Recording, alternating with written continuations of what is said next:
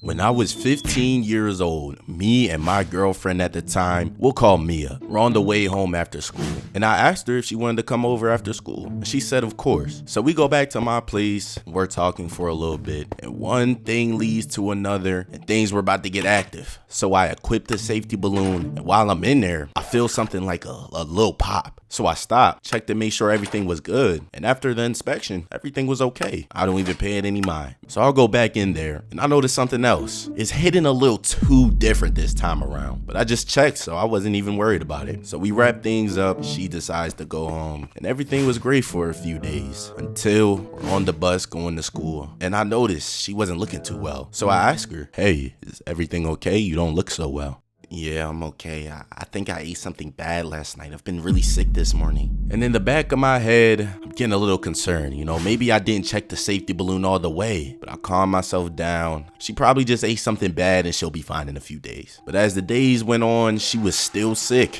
every morning. And at this point, I'm really starting to get concerned. But I really got scared when a day later, I was sleeping. And I wake up in the middle of the night to my phone ringing.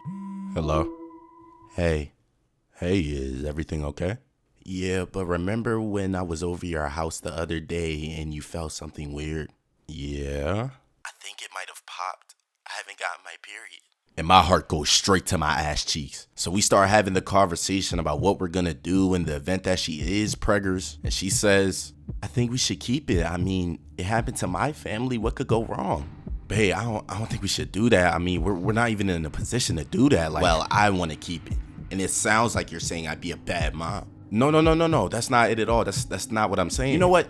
No, it's fine. Go get a test by tomorrow. And if it's positive, we're having the baby. And she hangs up the phone. And I sat there for hours depressed, bruh. I can't have a baby right now. I'm only 15. My mom would kill me before I even had the chance to tell her. So I start to think of what the next best move is. And the only person I could really go to for this situation was my brother. So the next morning, I call my brother and I fill him in on the situation. And he says, yeah, you're cooked, little bro. But go get the test tomorrow. You don't want to make her any more angry if you want to get out of this. So the moment I got off the bus the next day, I run around the house and gather as much money as possible. And because I was 15 with no job, I had to rely on the good old coin jar that comes with every black household. And with pockets full of quarters, I had to make the journey to the store. And the only problem was I have no car, and the store is a 1-hour walk from where I live. So call up some of the bros to join me, and maybe they'll help me feel better, And when we got to the store, I put all 800 quarters on the counter, and the cashier told me I was $1 short. And now I'm panicking even more. If I don't get this test, she's gonna lose it. So I try to call my brother for some money, but he isn't answering. And with no more options left, grab all the quarters and walk away. But the homie Evan stops me, gives me a couple of dollars to make sure I was good. And we secure the test and start making the walk back to the crib. And the entire time I'm walking, I start to get a little hope that,